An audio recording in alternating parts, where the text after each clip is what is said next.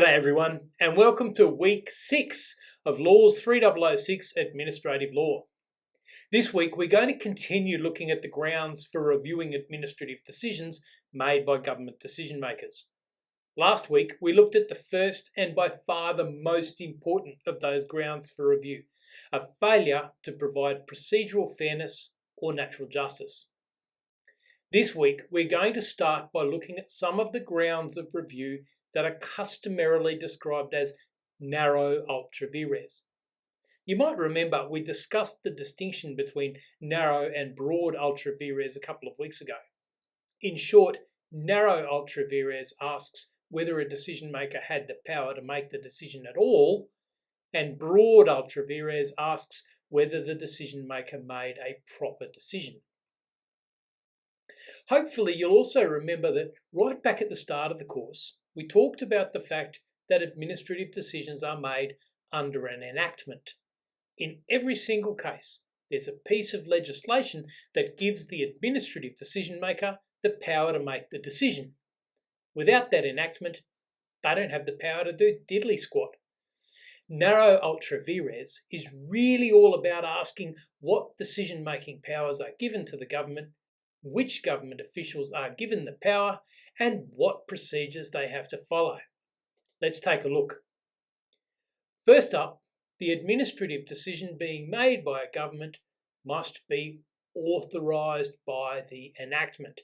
This is section 5(1)(d) of the ADJR Act. To make this make sense, I want to turn briefly to an important case called Ruddock and Vidalis. This one's also known as the Tampa Case, after the name of the rescue ship involved in the process. This issue occurred 20 years ago in 2001. Seems like yesterday to me, but it's probably before some of you were born. More than 400 asylum seekers were making their way to Australia in a rickety wooden boat, which began to sink. The SS Tampa, a large container ship, responded to their distress and took everyone on board safely, then made for the Australian territory of Christmas Island.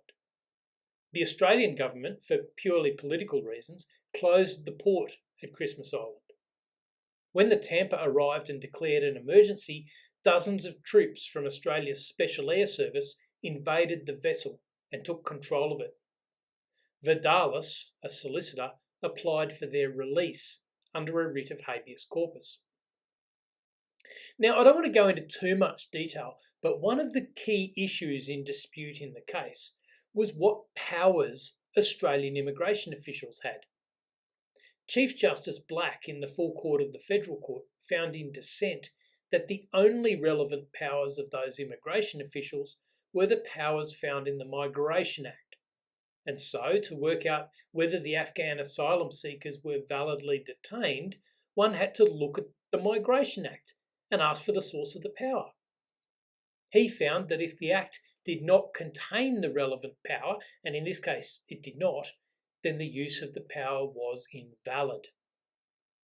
Now, the whole thing was headed towards the High Court when the Howard government retrospectively passed legislation to declare that everything that they had done was lawful. It was a dirty political trick. But even that dirty trick relied on the idea of the decision makers having power under a piece of legislation. Now, that's an authority, but this might make more sense if we look for a simpler example. In Queensland, a young person who has a learner's permit for driving has to complete a logbook of their driving experience before they can apply for testing to obtain their provisional licence. Once they've done that, they submit it for assessment by Queensland Transport. An officer in Queensland Transport must consider whether the logbook has been satisfactorily completed or not, which means there must be an enactment somewhere granting that power to Queensland Transport.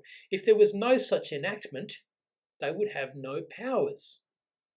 And so we can open up Regulation 32 of the Transport Operations Road Use Management Driver Licensing Regulation 2010. Subregulation 32(4) says, after receiving the application, the Chief Executive must decide to either approve or not approve the logbook. There's the power in the enactment.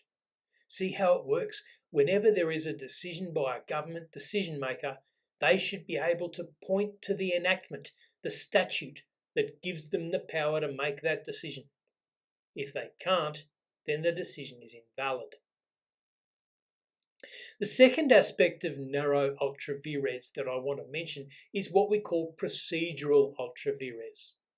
This one arises under Section 5(1)(b) of the ADJR Act, which says that a decision is reviewable if procedures that were required by law to be observed in connection with the making of the decision were not observed.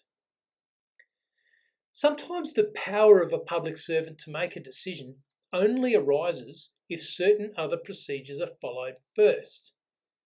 The most obvious of these is the making of an application.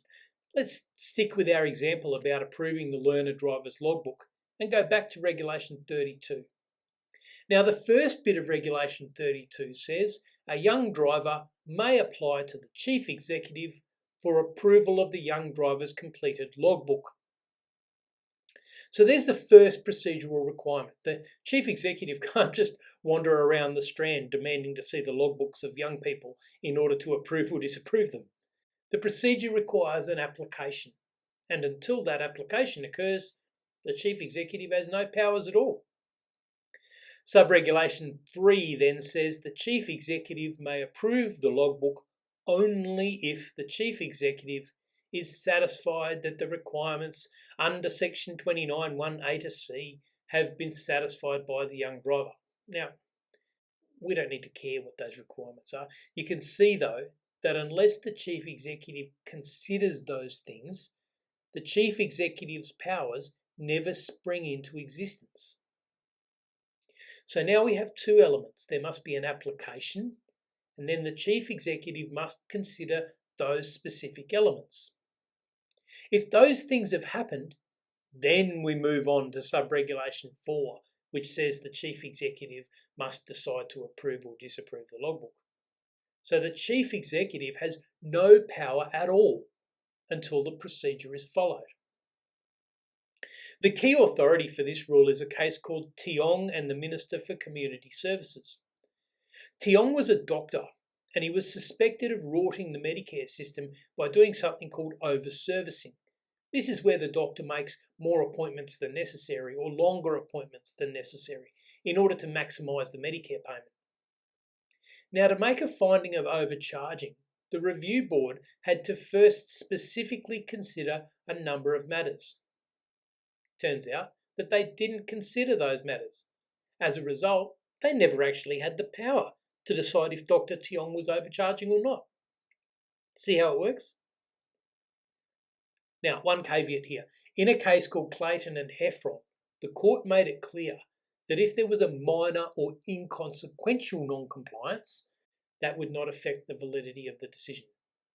How do you tell the difference? Well, that's a matter of statutory interpretation.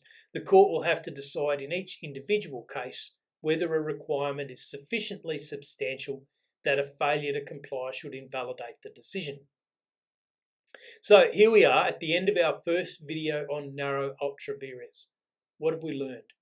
First, we've learned that government decision makers only have the power to make an administrative decision if they can point to an enactment that authorises the making of that decision. Without that, they have no power at all.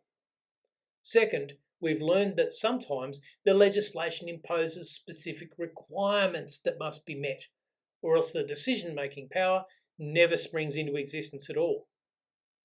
In the second video this week, we're going to look at the third aspect of narrow ultravires by considering whether the particular decision maker is authorised to make the decision. See you in the next video.